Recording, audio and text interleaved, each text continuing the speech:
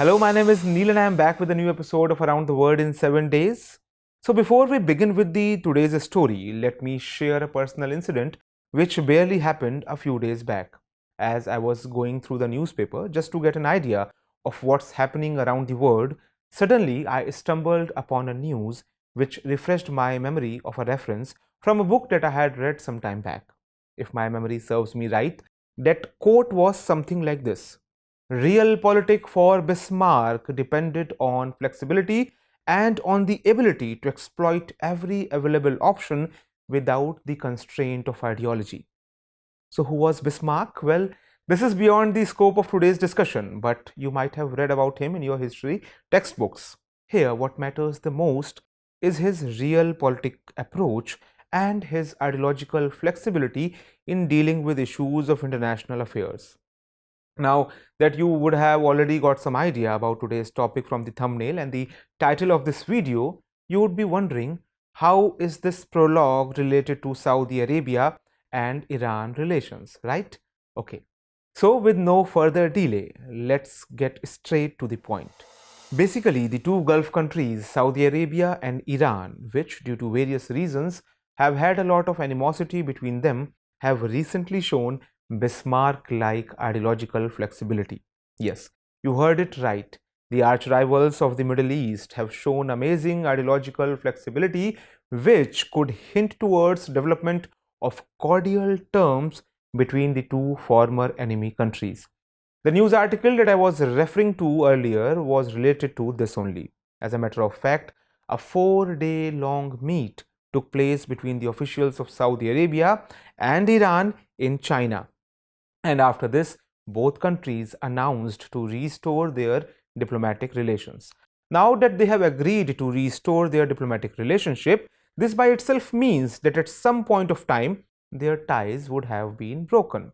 Actually, Saudi Arabia and Iran called off their relations 7 years ago due to a diplomatic standoff. Although several attempts were made during all these years to reach an agreement between these two countries, yet no success could be achieved. However, now it seems that both these countries are all set to embark upon a new era of friendship. In such a situation, the big question is how it happened, and will it turn long-time foes into friends? Next question. Since China was the main deal broker between the two countries, what's in store for China? And if China is involved into something, the American angle automatically comes into play. The United States has had close relations with Saudi Arabia and particularly strained relations with Iran. So, what does this all mean for America? Along with China and the US, what effect this friendship will have on India is also an important question. We will come to all these questions in a while, but before that, let's try to find out the reason behind such a long-standing animosity between Saudi Arabia and Iran. Actually, both the countries are two major parts of Muslim world, though both are Islamic nations, but one, that is Saudi Arabia, is a Sunni majority country, while other, that is Iran, is a Shia majority country.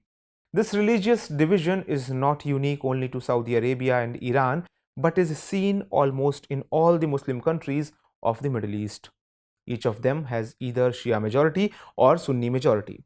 Since Saudi Arabia and Iran are considered very powerful in this region, this conflict between the two powerful neighbors over regional dominance has been going on for a long time. Although religion is central to this decades old conflict, there are other factors as well. If we consider the global distribution of Shias and Sunnis, Sunnis are more in number. The world's total Muslim population is about 1.8 billion, out of which 90% are Sunnis, while only 10% are Shias. Because of this, Shias are in majority only in handful of countries like Iran, Iraq, Azerbaijan and Bahrain. And among these, Iran is the most powerful countries. On the other hand, being the birthplace of Islam, Saudi Arabia is one of the most important places in the Islamic world and sees itself as its leader. Owing to these reasons, there has been a race for supremacy in the Middle East between these two countries. Both consider each other as a threat to themselves and are also involved in proxy wars in other countries of the region. They have been supporting rival groups in several countries in the Middle East, including Yemen, Syria, and Lebanon. It is even said that the civil war going on in Yemen is not a war between Houthi rebels and the government of Yemen, but a war between the government of Iran and the government of Saudi Arabia. Basically, here Iran is supporting the Houthi rebels while the government which is in power is getting the support of Saudi Arabia. Even the US has also been supporting Saudi Arabia in the Yemen war. But now it seems that Saudi Iran friendship will eventually bring all of this to an end. At the same time, there is also a big caveat attached to it. What is that? Since the period of bitterness between the two countries has been very long, the instances of bitterness have also been many. To give you a perspective, in 2015, about 150 Iranian pilgrims were killed in a stampede during the Hajj pilgrimage. Then, in 2016, Saudi Arabia hanged 47 Shia Muslims. After this, Iranian protesters trespassed into the Saudi Arabian embassy in Tehran. These cases are just a few examples. The actual number of such incidents is much more, and hence the reduction of tension and a smoothing of ties between the two countries is practically very difficult.